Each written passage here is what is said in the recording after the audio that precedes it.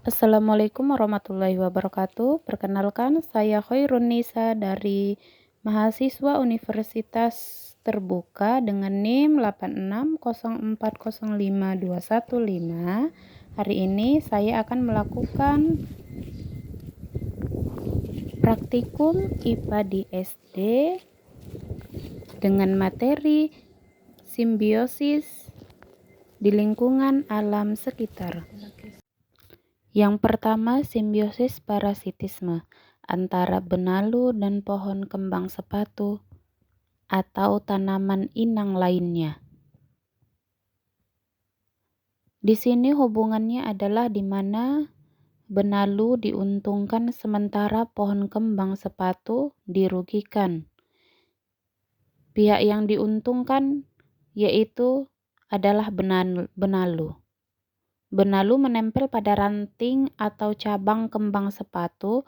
Meskipun benalu bisa berfotosintesis sendiri, ia mengambil air dan mineral langsung dari jaringan pembuluh kayu pohon inang menggunakan akar khususnya yang disebut haustorium. Pihak yang dirugikan atau inang adalah pohon kembang sepatu.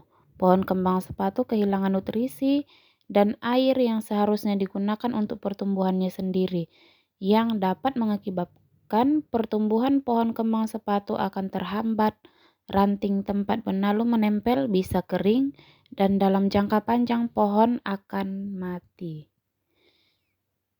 Jadi benalu menyerap nutrisi dari kembang sepatu yang diuntungkan sehingga kembang sepatu kekurangan nutrisi dan dapat mati, yang artinya dapat dirugikan.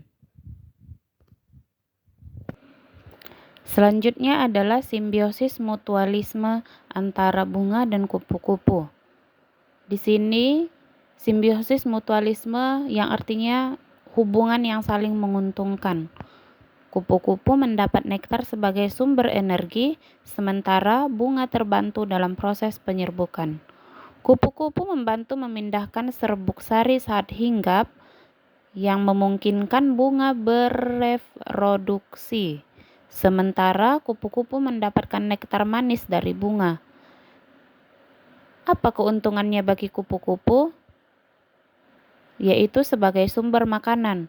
Kupu-kupu menghisap nektar atau sari bunga yang kaya energi untuk kelangsungan hidupnya, dan keuntungannya bagi bunga yaitu proses penyerbukan dan sebagai reproduksi. Penyerbukan itu saat kupu-kupu hinggap, serbuk sari menempel pada kaki atau bunganya atau tubuhnya. Saat berpindah ke bunga lain, serbuk sari tersebut jatuh ke putik yang menyebabkan penyerbukan. Selain itu, keuntungan yang lainnya adalah reproduksi. Proses ini sangat membantu bunga bereproduksi tanpa harus mengandalkan angin.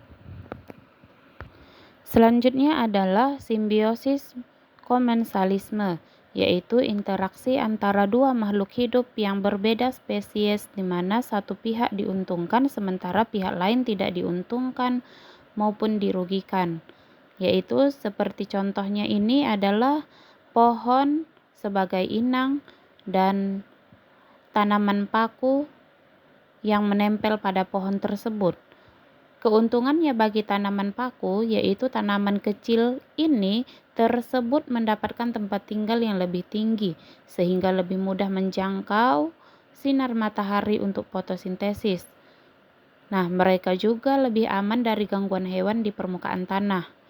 Sedangkan efeknya bagi pohon inang atau pohon besar ini adalah pohon besar ini tidak akan merasa dirugikan karena tanaman paku ini tidak menyerap nutrisi atau air dari jaringan pohon. Mereka hanya menumpang tempat, bukan menjadi parasit.